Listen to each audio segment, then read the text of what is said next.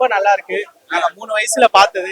அதுக்கப்புறம் அப்ப அந்த அளவுக்கு நினைவு இல்லை. இப்ப முதல் முறையா படையப்பா நாங்க தியேட்டர்ல ரீலீஸ் பார்க்கறது ரொம்ப சந்தோஷமா இருக்கு.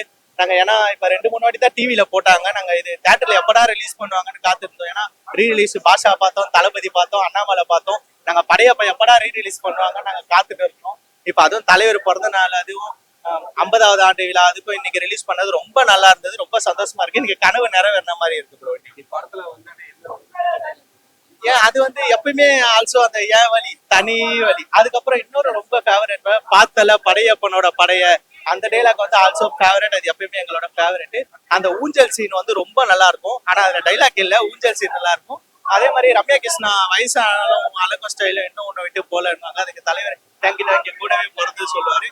அது இன்ன வரைக்கும் தலைவர் கூடவே பிறந்தது தான் அந்த ஸ்டைல். அந்த டைலாக் ரொம்ப ஃபேவரட். தியேட்டர் பர்ஃபார்மன்ஸா இருக்கு. தேட்டர் அந்த எல்லாமே தேட்டர் படையப்பான்றது தேட்டருக்காக எடுத்த படம் தான் ப்ரோ. அதனால தான் தலைவர் வந்து அந்த ரைட்ஸ் வந்து ஒரு 2-3 வாட்டி தான் சன் டிவிக்கே அவர் கொடுத்தாரு.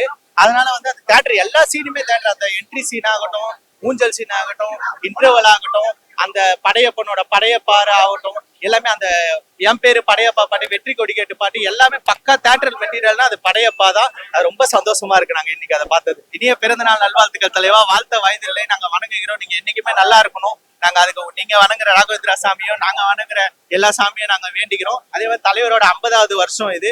தமிழ் திரையுலகில இருந்து அவங்க பாராட்டு விழா நடத்தலாம்னு கேட்டாங்க. ஆனா தலைவர் வந்து அது வேணாம்னு சொல்லிட்டாரு. ரசிகருங்க சார்பானாச்சும் நாங்க நடத்துறோம், அதனாச்சும் அவர் ஏத்துக்கணும். ஏன்னா அவர் பண்ண நல்லதெல்லாம் நிறைய வெளியே தெரியாம இருக்கு. அது மூலியமாச்சும் வெளியே தெரியணும். அதனால அந்த வேண்டுகோளை மட்டும் நாங்க தலைவருக்கு வச்சுக்கிறோம்.